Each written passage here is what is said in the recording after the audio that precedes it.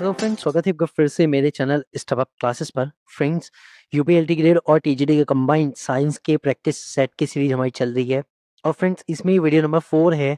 आपको पता है 50 क्वेश्चन तक हो चुके हैं। जिसने वीडियो नहीं देखी प्लीज देख लीजिएगा। आज हम क्वेश्चन नंबर 51 से शुरू करेंगे और 51 से जो हम क्वेश्चन शुरू कर रहे हैं सेम उसी पैटर्न पे हम चलेंगे। डिटेल एक्सप्लेनेशन है, प्रीवियस ईयर क्वेश्चन इंक्लूड इसमें है और जो एग्जाम पैटर्न पे जिस लेवल के क्वेश्चन आते हैं वही मैंने रखे हैं और ये क्वेश्चन मोस्ट प्रोबेबल है। अगर कोई क्वेश्चन मुझे लगता है कि इससे रिलेटेड कुछ क्वेश्चन आ सकता है वो भी मैं आपको हाथ के हाथ बता रहा हूँ। तो फ्रेंड ये सीरीज बहुत इंपॉर्टेंट है आप सबके लिए। जरूर इसको लाइक जरूर कीजिएगा अगर आपको वीडियो अच्छी लगती है। और जो टॉपिक अगर इसमें कोई छूट रहा है, आपको लगता है कि सर ने कोई टॉपिक मिस कर दिया है, इस टॉपिक के अभी तक क्वेश्चन नहीं आए, तो आप मुझे नीचे कमेंट बॉक्स में जरूर लिखा करें कि सर इस टॉपिक की वीडियो बना दो या इस टॉपिक के क्वेश्चन हमें करा दो। मैं वो डेफिनेटली आपको कराऊंगा। ठीक है फ्रेंड्स, तो चलिए शुरू करते हैं क्वेश्चन नंबर 51 से। 51 क्वेश्चन आ रहा है, the percentage of copper and oxygen in the sample of copper oxide obtain by the different method were found to be same. ये कह रहे हैं कि जो कॉपर और ऑक्सीजन की परसेंटेज है सैंपल्स के अंदर, अलग अलग सैंपल्स के अंदर जो अलग अलग मेथड से बने हैं, उनमें जो कॉपर और ऑक्सीजन की जो परसेंटेज है वो बिल्कुल सेम है। This illustration the law of, ये कह रहा है ये जो है, ये जो उदाहरण है ये किस लॉ के अकॉर्डिंग आया है? लॉ ऑफ कांस्टेंट प्रोपोर्शन के according, law of conservation of mass के according, multiple proportion, reciprocal proportion. Friends तो इसमें ध्यान दो, अगर एक ही कंपाउंड है जो दो या दो से ज्यादा एलिमेंट्स का बना है, मैं केवल दो एलिमेंट्स की बात नहीं कर रहा हूँ, दो से ज्यादा का भी हो सकता है, तीन एलिमेंट्स का भी हो सकता है, तो उसमें अगर अलग अलग मेथड से, अलग अलग एक्सपेरिमेंट से अगर वो ये कह रहा है कि मास की रेशो सेम आ रही है, इनके मास की रेशो सेम आ रही है, तो समझ जाना कांस्टेंट प्रोपोर्शन का क्वेश्चन है। कांस्टेंट प्रोपोर्शन क्या कहता है कि that a compound formed by the mixing of two or more elements have the definite proportion of by mass। उनका जो मास के अकॉर्डिंग जो रेशियो होता है वो निश्चित होता है। मास का जो रेशियो होता है वो निश्चित होता है। द्रव्यमान का जो प्रतिशत होता है वो क्या होता है, वो बिल्कुल निश्चित होता है। चाहे आपने वो कंपाउंड कैसे भी प्रिपेयर किया हो, किसी भी एक्सपेरिमेंट से किया हो, किसी भी मेथड से आपको मिला हो, जो मास का रेशियो रहेगा वो फिक्स रहेगा। ठीक है फ्रेंड्स, तो ये चीज है। इसमें आंसर हो जाता है ए, कांस्टेंट प्रोपोर्शन, स्थिर अनुपात का नियम। इसे डेफिनेट प्रोपोर्शन भी कई बार लिखा होता है, तो बात एक ही है, डेफिनेट प्रोपोर्शन लिखा जाए, कांस्टेंट प्रोपोर्शन लिखा आ जाए, निश्चित लिखा आ जाए, स्थिर आ जाए, एक ही बात है। ठीक है, तो इसका आंसर हो गया ए। अब बात करते हैं इसका, देखो मैं आपको बता दूं कांस्टेंट प्रोपोर्शन में कॉपर ऑक्साइड है तो इसमें तो सेम है। अब बात करते हैं कि क्या इसका कोई एक्सेप्शनल भी है? बिल्कुल है। कांस्टेंट प्रोपोर्शन के एक्सेप्शनल आपको बताता हूँ। जैसे अगर हम बात करें CO12 की, CO2 की, CO2 में कार्बन की जो परसेंटेज होती है 12, ठीक है, मास 12 है, और इसके साथ जो ऑक्सीजन है वो कितना है 32। अगर आप इनकी सिंपलर परसेंटेज देखो, इनकी जो सिंपलर परसेंटेज अगर मैं निकालू तो 3:8 आती है। कितनी आती है? 3:8 आती है। अब ये तो होगी जब हमने कार्बन का जो मास लिया है वो 12 लिया है। कार्बन का मास कितना लिया हुआ है? मास हमने लिया हुआ है 12। लेकिन अगर हम आइसोटॉप्स की बात करें, कार्बन के 3 आइसोटॉप्स होते हैं जिसमें हम एक 14 वाला कर ले लें, तो मास कितना आ जाएगा? मास कितना आ जाएगा? 14 आ जाएगा। तब रेशो कितनी आ जाएगी? तब रेशो 14:32 ही हमें रखनी पड़ेगी। ठीक है, 14:32, या फिर मैं सिंपली कहूँ तो 7:16 आ जाएगी। इससे ज्यादा सिंपल तो नहीं हो सकती। ओके, तो अब ये देखो, आइसोटॉप के केस में डेफिनेट प्रोपोर्शन का लॉ अप्लाई नहीं होता, ये भी ध्यान रखना। ठीक है, तो अगर डेफिनेट प्रोपोर्शन या कांस्टेंट प्रोपोर्शन से क्वेश्चन आ जाए कि किस केस अप्लाई नहीं होता, तो ये आइसोटॉप्स के केस में अप्लाई नहीं होता। This should be remember. चलते हैं क्वेश्चन नंबर 52 पर।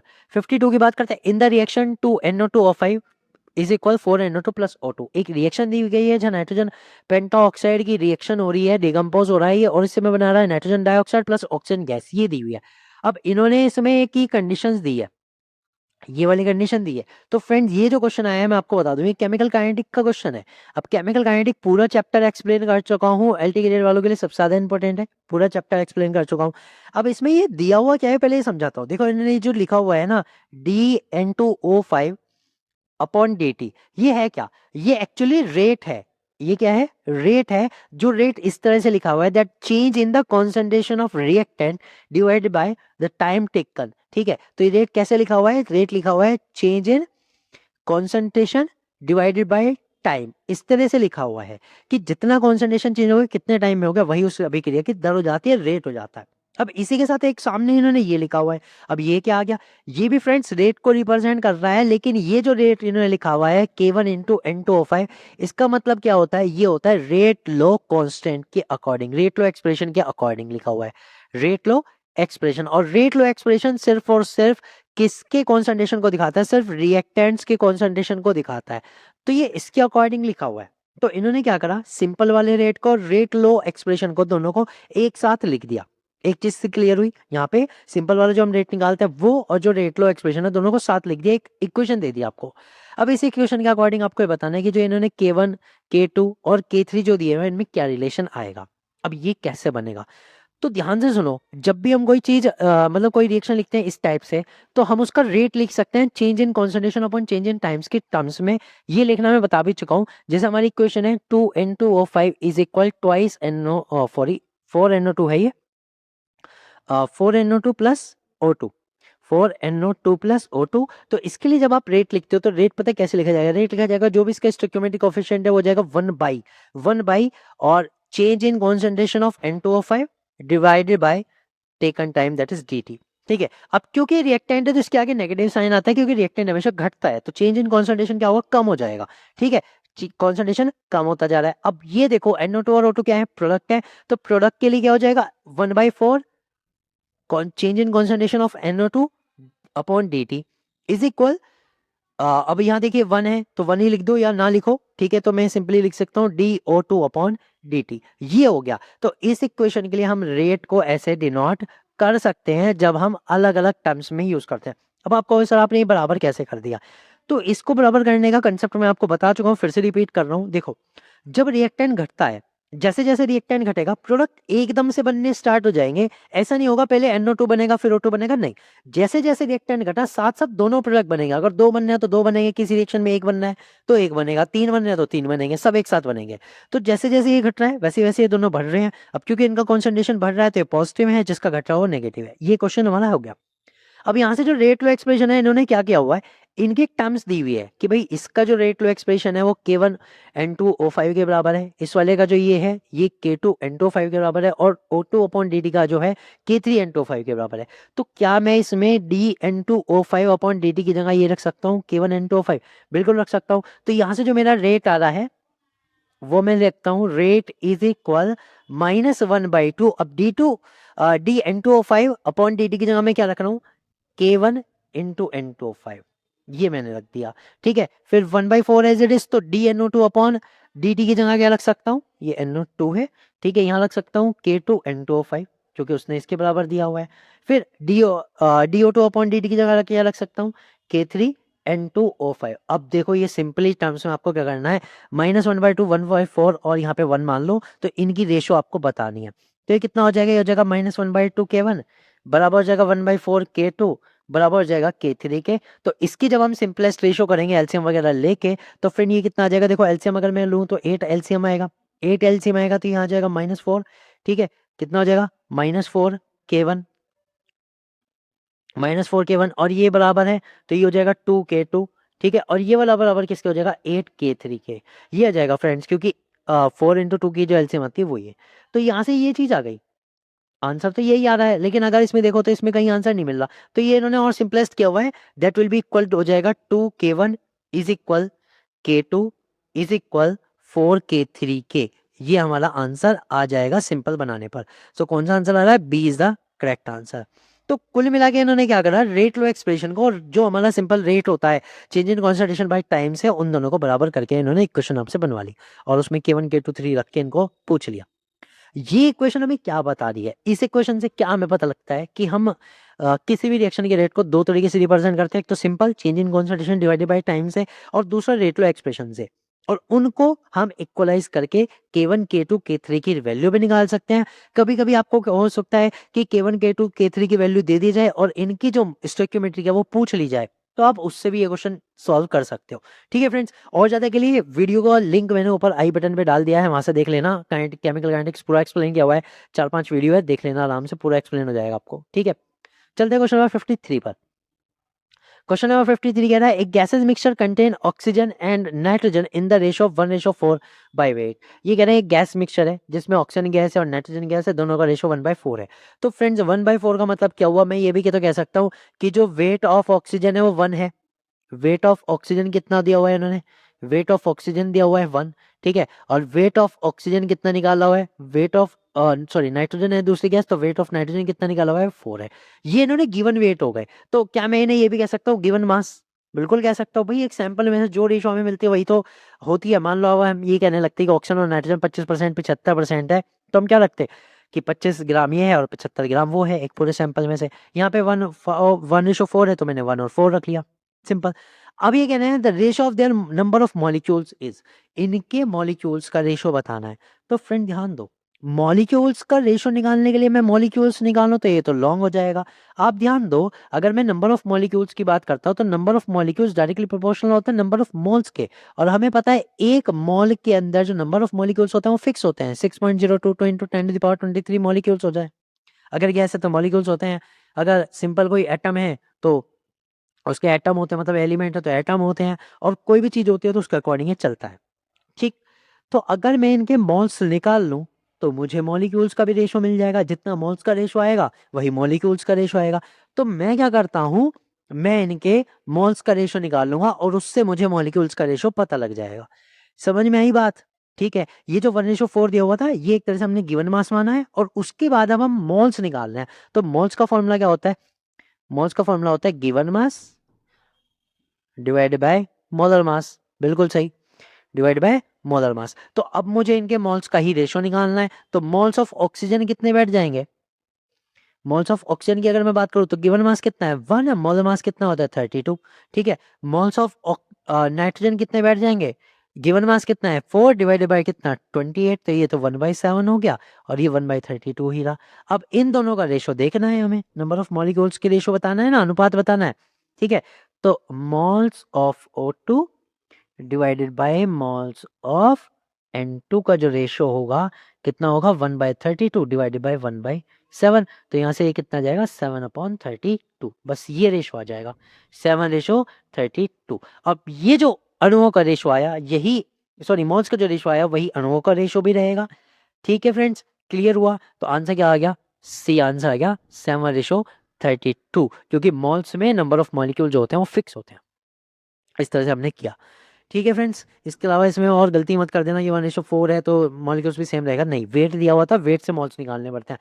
अगर मोल्स दिया हुआ था तो आपको इतना करने की जरूरत नहीं थी, जो मोल्स का रेशो होता वही मॉलिक्यूल्स का रेशो आ जाता, ठीक है, बात क्लियर हुई? Okay done. नाउ बात करते हैं क्वेश्चन नंबर 54 की।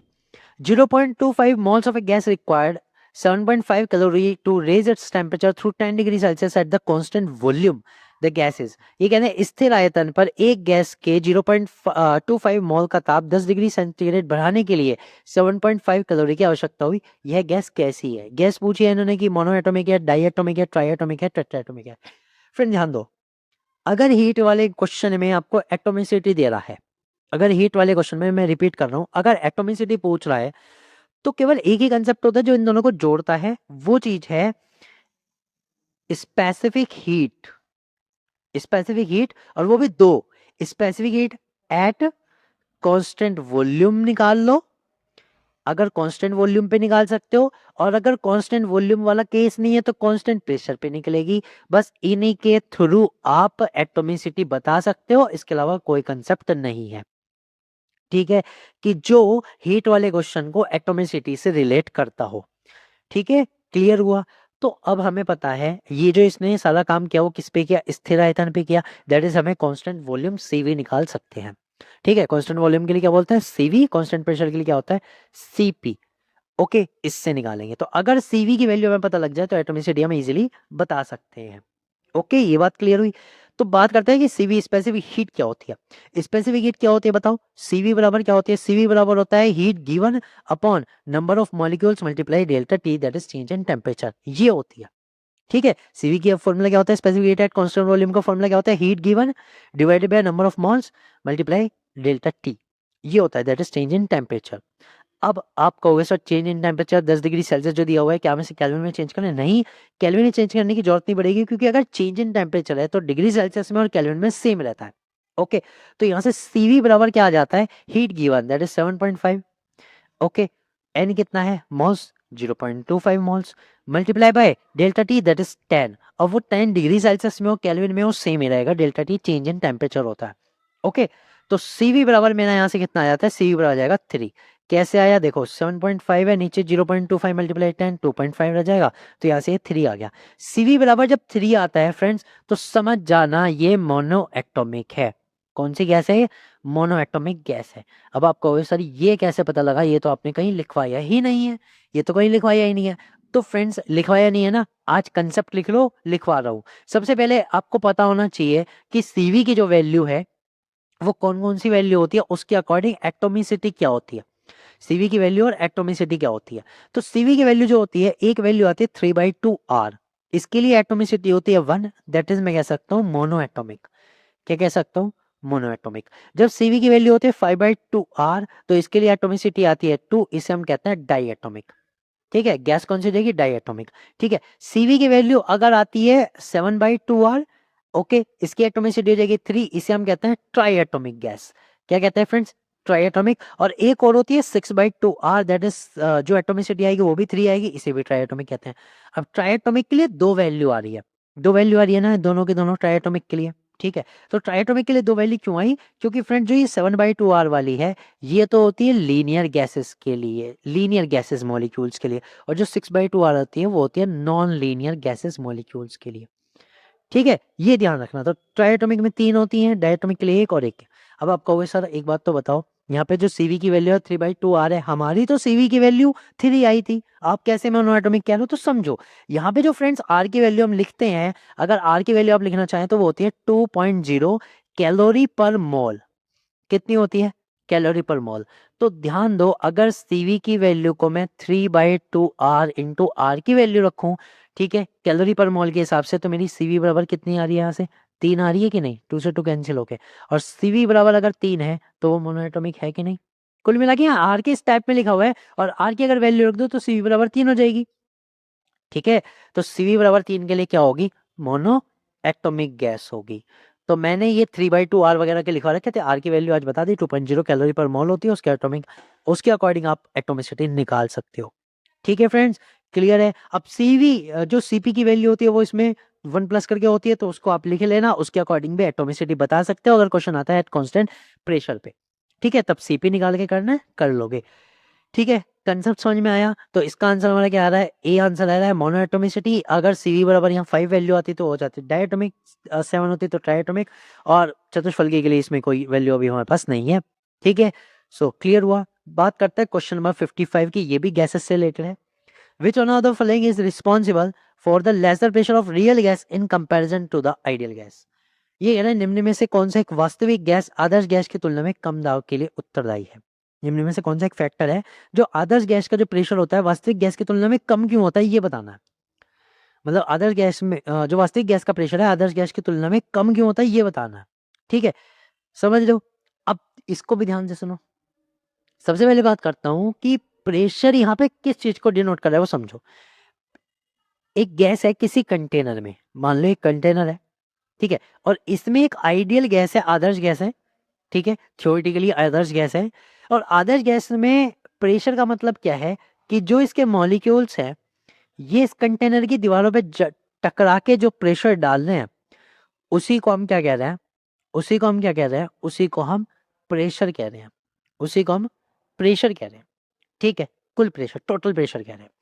लेकिन जो रियल गैसेस होती है ना, रियल गैसेस की बात करता हूँ, रियल गैसेस के जो मॉलिक्यूल्स होते हैं इनके बीच में एक फैक्टर होता है, दो मॉलिक्यूल्स के बीच में इंटरमॉलिक्यूलर अट्रैक्शन।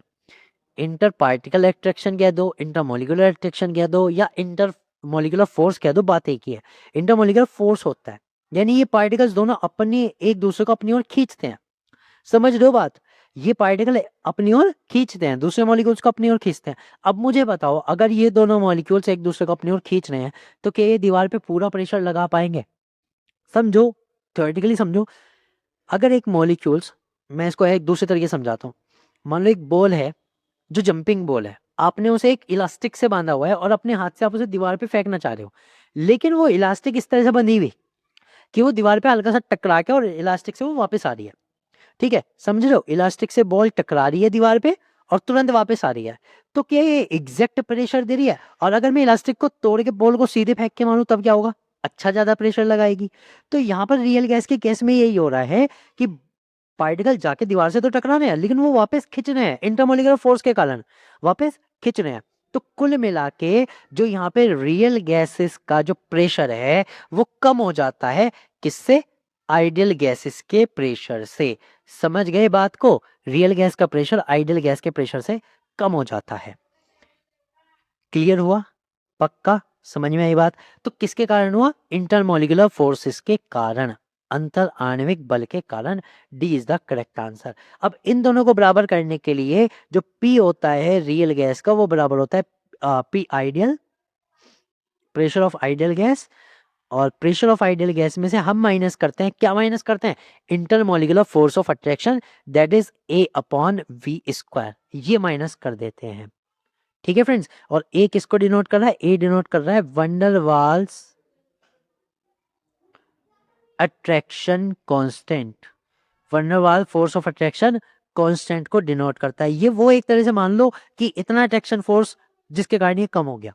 ठीक है, बस वो माइनस कर दिया तो प्रेशर ऑफ रियल गैस आ गया। तो रियल गैस का प्रेशर जो होता है आइडियल गैस से कम होता है, किसके कारण? इंटरमोलिकुलर फोर्स के कारण, क्योंकि वो दीवार पे टकराने नहीं देते। ठीक है, क्लियर हुई? ओके, बात करते हैं क्वेश्चन नंबर 56 की। एंट्रोपी ऑफ द वर्ल्ड, विश्व की एंट्रोपी इंक्रीजिंग लगातार बढ़ रही है, डिक्रीजिंग लगातार घट रही है, रिमेन कांस्टेंट स्थिर रहती है, इंक्रीजिंग और decreasing at the ideal gas एक आदर्श दर से बढ़ती है घटती रहती है। तो फ्रेंड बात करते हैं देखो एंट्रोपी की। जनरली क्या होता है entropy? What is the entropy? Entropy है क्या? एंट्रोपी को आज मैं फिजिकली आपको समझाता हूँ, मतलब आपकी लाइफ में एंट्रोपी का क्या रोल है। एंट्रोपी क्या होती है? Degree of randomness, degree of randomness. अब ये है क्या? इसको हम कैसे अपनी लाइफ में समझें वो समझो। मान लो एक पानी है और पानी को आपने एक कंटेनर में रखा हुआ है, कंटेनर में रखा हुआ है, तो कंटेनर ने उस पानी को ना चारों तरफ से रोक रखा है, चारों तरफ से रोक रखा है। अगर सपोज करो एक हाइपोथेटिकल सिचुएशन के, सपोज करो कि कंटेनर एकदम गायब हो जाए, तो पानी का क्या होगा? क्या पानी उसी शेप में रहेगा? नहीं, वो एकदम से बिखर जाएगा, पानी बिखर जाएगा और बिल्कुल फैलता चला जाएगा। जितना स्लो वो हो सके, जितना वो रैंडम हो सके, जितना वो अलग अलग दिशाओं में जा सके, जितना वो फैल सके उतना फैलेगा। And this is called the entropy. Physically real life में इसे ही हम एंट्रोपी कहते हैं। एंट्रोपी का मतलब क्या होता है? बिल्कुल रिलैक्स की चीजें, डिग्री ऑफ द रैंडमनेस, कोई चीज कितनी बेतरतीब तरीके से रह सके उसी को हम क्या कहते हैं? एंट्रोपी कहते हैं। ठीक है, क्लियर हुआ? अब विश्व में देखो कि वर्ल्ड की जो एंट्रोपी है उसका क्या हो रहा है, विश्व की एंट्रोपी का क्या हो रहा है, क्या वो बढ़ रही है घट रही है? ध्यान दो, कुछ चीजें व्यवस्थित होती हैं, जैसे जो चीजें हमने बनाई हैं। लेकिन अगर मैं बात करूं एक सॉलिड सब्सटेंस की, तो उसकी जो चीज है वो फिक्स है, वो फिक्स है। लेकिन अगर मैं गैसेस की बात करूं, एयर की बात करूं, वाटर की बात करूं, तो ये हमेशा फैलने की स्टेट में है, ये हमेशा रैंडमनेस की स्टेट में होते हैं। तो कुल मिला के वर्ल्ड की जो एंट्रोपी होती है वो इंक्रीज होती रहती है और डिक्रीज होती रहती है एट द आइडियल रेट, एक आदर्श दर से बढ़ती है घटती रहती है। कुछ चीजों की बढ़ेगी, कुछ की घटेगी, तो ये बढ़ती और घटती रहती है। अब मैं इसको एक और एग्जांपल बताता हूँ। अगर आप स्पेस की बात करें तो स्पेस में भी क्या होता है, दो बड़े बड़े एस्ट्रॉइड्स क्या होते हैं, आपस में टकराते हैं, टकराने के बाद बिखर जाते हैं, तो वो भी क्या है? वो भी एंट्रोपी है। अब वो एंट्रोपी पहले कम थी फिर ज्यादा हो गई, छोटे छोटे पार्टिकल्स बढ़ गए और ज्यादा एंट्रोपी हो गई, डिग्री ऑफ रैंडमनेस आ गई। समझ गए? सो एक आदर्श दर से बढ़ती या घटती रहती है विश्व की एंट्रोपी। आप ये नहीं कह सकते कि बढ़ी रही है, नहीं, जरूरी नहीं है कि सारी चीजें अव्यवस्थित हो, कुछ व्यवस्थित भी होंगी। घट रही है ये भी नहीं कह सकती कि एंट्रोपी घट रही है कि सारी चीजें व्यवस्थित होगी, नहीं। कांस्टेंट है, कांस्टेंट तो रह ही नहीं सकती, क्योंकि चीजें जब फॉर्म में है तो बदलेगी भी जरूर, बदलेगी। भाई पानी है, भाप बनेगा, भाप से फिर पानी बन के वापस आ जाएगा, समझ लो, तो इसमें भी चेंज हो रहा है। तो विश्व की जो एंट्रोपी है इंक्रीजिंग और decreasing at the ideal rate. So D will be the correct answer. और आई थिंक एंट्रोपी का जो कंसेप्ट मैंने बताया वो आपको क्लियर समझ में आ गया होगा इनटू द रियल लाइफ की एंट्रोपी है क्या। बात करते हैं क्वेश्चन नंबर 57 की। Which one of the following is more effective for coagulation of FeOH3 sol? FeOH3 sol के स्कंदन के लिए सबसे अधिक प्रभावी निम्न में से कौन सा है? फ्रेंड देखो, कोगुलेशन वाला कंसेप्ट जो है हमारा सरफेस केमिस्ट्री का कंसेप्ट है। अब ये सिर्फ आपके एलटी ग्रेड के लिए इंपॉर्टेंट है। किसके लिए? सिर्फ एलटी ग्रेड के लिए इंपॉर्टेंट है। आपका एलटी ग्रेड से अलग इसमें कोई रोल नहीं है, ठीक है। अब ये कैसे पता लगे कि इनमें से कौन सा आपके लिए इंपॉर्टेंट है? तो मैं आपको बताता हूं, इसमें एक रूल आता है, this is called Hardy Schulze rule. Hardy Schulze rule जो हमें बताता है कि किसी भी सब्सटेंस के, ठीक है, सोल के इसके अंदर या कोगुलेशन के लिए क्या चीज जरूरी है। ठीक है। और अब ये रूल तो होने को तो बहुत बड़ा बड़ा लिखा रहता है बुक में, मैं आपको दो इजी कंसेप्ट में बताता हूँ, दो इजी कंसेप्ट में, और आप किसी भी इससे रिलेटेड किसी भी क्वेश्चन का आंसर आ जाए कोगुलेशन के लिए आंसर निकाल पाओगे। तो दो चीजें क्या चाहिए हमें, ठीक है, तो दो चीजें हमें सबसे पहली चीज चाहिए, that is of opposite charge, opposite charge, ठीक है, एक तो ये चाहिए। दूसरी चीज हमें क्या चाहिए, हाई वैलेंसी। अब इन्हीं को डिस्क्राइब करूंगा और आप अपने आप आंसर बता पाओगे, ठीक है। तो सबसे पहले बात करते हैं कि हमारे पास जो चीज दी है वो है FeOH होल थ्राइस, ये दी हुई है फेरस हाइड्रोक्साइड। अब जो ये फेरस हाइड्रोक्साइड है, फेरिक हाइड्रोक्साइड, ये जो है फेरिक हाइड्रोक्साइड, इसमें हमें अपोजिट चार्ज ढूंढना है। तो Fe का जो चार्ज है वो क्या है, +3, क्या है, +3। तो +3 के अपोजिट आपको चार्ज ढूंढना पड़ेगा, दैट इज ऑफ नेगेटिव। तो नेगेटिव की बात करूं तो Cl भी नेगेटिव है, ये भी चल सकता है। SO4 2 नेगेटिव है, ये भी चल सकता है। PO4 है 2 नेगेटिव होता है, ये भी चल सकता है। PO4 3 नेगेटिव होता है, PO4 3 नेगेटिव होता है, ये भी चल सकता है। और Al में भी Cl3 तो ये भी चल सकता है। तो चलने को तो तीनों चल सकते हैं, ये भी चल सकता है, ये भी। तो एक कंसेप्ट तो क्लियर है कि जो हमारा मेटल होता है जिसका भी हम कोगुलेशन कर रहे हैं, उस मेटल का अपोजिट चार्ज आपको ढूंढना पड़ेगा कोगुलेशन के लिए। एक कंसेप्ट समझ में आया, ठीक है। तो नेगेटिव चार्ज वाले तो सारे हैं, तो सारे चल सकते हैं, एक चीज क्लियर हो गई। अब बात करते हैं दूसरी चीज क्या होती है, दूसरी चीज होती है that is high valency. High valency मतलब कि ज्यादा से ज्यादा वैलेंसी वाला चलेगा, कम वाला नहीं चलेगा। जिसकी वैलेंसी जितनी ज्यादा हो, जिसकी वैलेंसी जितनी ज्यादा वो चल जाएगा, ठीक है। तो इसमें सबसे ज्यादा वैलेंसी किसकी है, PO4 3 नेगेटिव, दैट इज ये वाला, इसमें आयन चल जाएगा। तो इस वाले के जितने भी सॉल्ट होंगे सब चल जाएगा। तो हमारे पास कौन सा अवेलेबल रहेगा, PO4 3 नेगेटिव विल कोगुलेट, ये कोगुलेट कर देगा, किसको कोगुलेट कर देगा बताओ, will coagulate FeOH3 whole twice को कोगुलेट कर सकता है। क्यों, क्योंकि Fe के मुकाबले इसमें नेगेटिव चार्ज है, और नेगेटिव चार्ज में भी ज्यादा से ज्यादा है, हाई वैलेंसी वाला है, सबसे ज्यादा नेगेटिव चार्ज वाला है, ठीक है। ये इसका कंसेप्ट है, इस कंसेप्ट के बेस पे आप कोगुलेशन का आंसर निकाल पाओगे। अब आप बात करोगे कि सर यहाँ Mg3PO4 2 नेगेटिव है, इसके अलावा कुछ हो सकता है, बिल्कुल हो सकता है। मान लो यहाँ पे तो इन्होंने क्या दिया हुआ है, Mg3PO4 होल ट्वाइस, ये दिया हुआ है। मैं कह रहा हूँ यही नहीं चल सकता, क्योंकि जब आपके पास PO4 है, PO4 आपको चाहिए, PO4 3 नेगेटिव चाहिए, तो मैं कहता हूँ सोडियम वाला भी चल जाएगा भाई, सोडियम वाला भी तो चल जाएगा, दैट इज Na3PO4, ये भी चल जाएगा, Na3PO4 भी चल जाएगा, ये भी चल जाएगा, ये भी काम करेगा, ठीक है। क्यों, क्योंकि हमें तो PO4 चाहिए था, दैट्स इट। समझ गए। तो कोगुलेशन के लिए बहुत सिंपल वर्ड में ना हाईली शुल्जर रूल समझाया, दो चीज चाहिए, एक तो अपोजिट चार्ज देख लेना और एक हाई वैलेंसी देख लेना।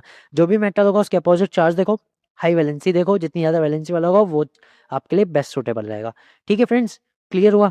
तो इस चीज को ध्यान रखिएगा, आंसर मैंने बता दिया, इंपॉर्टेंट क्वेश्चन था, अच्छा क्वेश्चन था। चलते हैं क्वेश्चन नंबर 58 पर। On heating with concentrated HNO3, protein gives yellow color. This test is called. ये कहने हैं सांद्र HNO3 के साथ गर्म करने पर जो प्रोटीन है पीला रंग देते हैं, इस परीक्षण को हम क्या कहते हैं। तो फ्रेंड जो ये परीक्षण होता है, ये परीक्षण होता है जेंथ्रोपोटिक टेस्ट। क्या होता है, जेंथ्रोपोटिक टेस्ट होता है, that is B is the correct answer. एक तो ये आपको मैंने बता दिया। अब बात करते हैं बाकी सबका क्या है और ये जेंथ्रोपोटिक ही क्यों है। तो देखो फ्रेंड्स, जो इसमें मिलन्स टेस्ट है ये किसके लिए होता है, ये होता है फ्रेंड्स फॉर अमीनो एसिड्स। मैं एक काम करता हूँ यहाँ पे बना देता हूँ, फर्स्ट वन जो हमारा क्या है, मिलन टेस्ट है, ठीक है।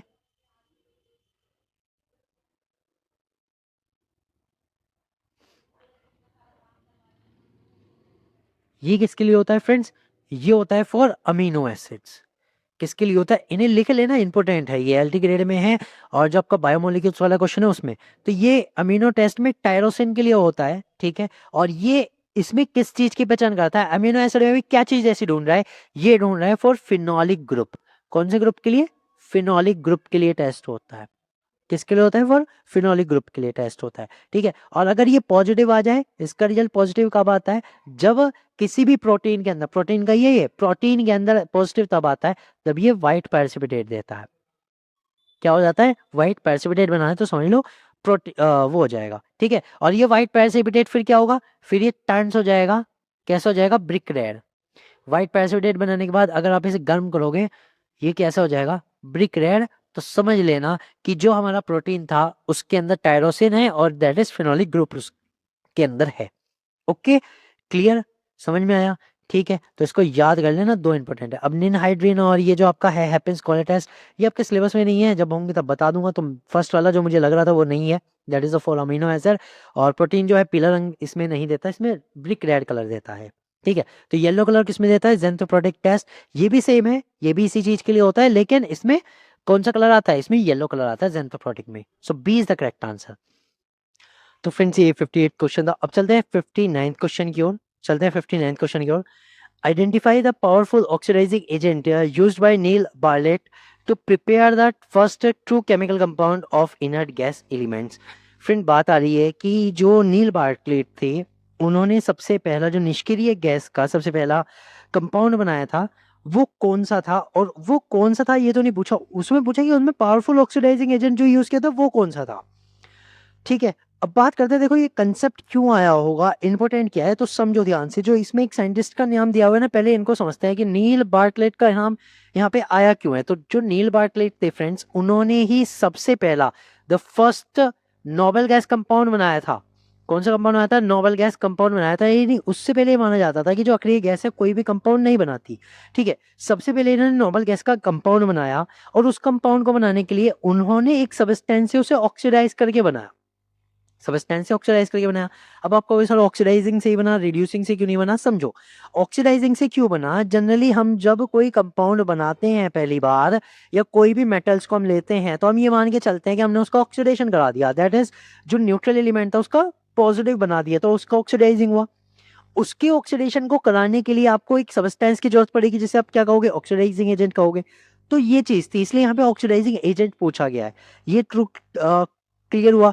अब नील बार्टलेट ने सबसे पहला नोबेल गैस कंपाउंड बनाया, उसके बाद क्या हुआ, नोबेल गैस जो ये मानी जाती थी कि उसके कंपाउंड बनते, उसके बाद बहुत सारे कंपाउंड बनते चले गए।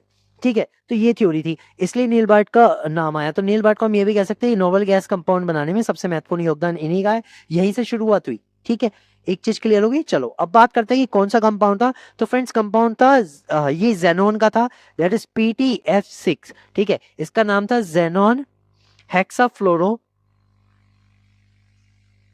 प्लेटिनेट, ये इसका कंपाउंड था friends, xenon hexafluoro platinum first compound था। और इसमें जो ऑक्सीडाइजिंग एजेंट यूज किया गया था वो भी यही था, that is PTF6। B is the correct answer. अब फ्रेंड्स इन्होंने क्या डायरेक्टली ऐसा किया था कि जेनॉन का कंपाउंड बनाया, ठीक है, जेनॉन का कंपाउंड बनाया नहीं, इन्होंने इससे पहले क्या किया था, इन्होंने इससे पहले ना ऑक्सीजन का कंपाउंड बनाया था। मैं आपको बता दूं, सबसे पहले इन्होंने ऑक्सीजन का बनाया था, यानी O2 को इन्होंने ऑक्सीडाइज किया था, O2 को ऑक्सीडाइज किया था किसमें, O2 पॉजिटिव में। उसके बाद इन्होंने जेनॉन को उठाया, जेनॉन को ऑक्सीडाइज किया Ze पॉजिटिव में, जेनॉन Xe पॉजिटिव में। ठीक है, जेनॉन पॉजिटिव इन्होंने आयंस बनाया। अब ये जो जेनॉन पॉजिटिव आयन है, इसी ने PTF6 से रिएक्ट करी। ठीक है, और इसके बाद ये कंपाउंड बनाता है, दैट इज XePTF6 जेनॉन हेक्साफ्लोरोप्लेटिनेट। ठीक है फ्रेंड्स, ये इसकी पूरी थ्योरी है, पता होनी चाहिए। तो नील बार्ट थे, उन्होंने सबसे पहला नोबेल गैस कंपाउंड बनाया था, दैट इज जेनॉन हेक्साफ्लोरोप्लेटिनेट। तो हेक्साफ्लोरोप्लेटिनेट यहाँ पे ऑक्सीडाइजिंग एजेंट का काम कर रहा है, क्योंकि वो जेनॉन का ऑक्सीडाइजिंग कर रहा है।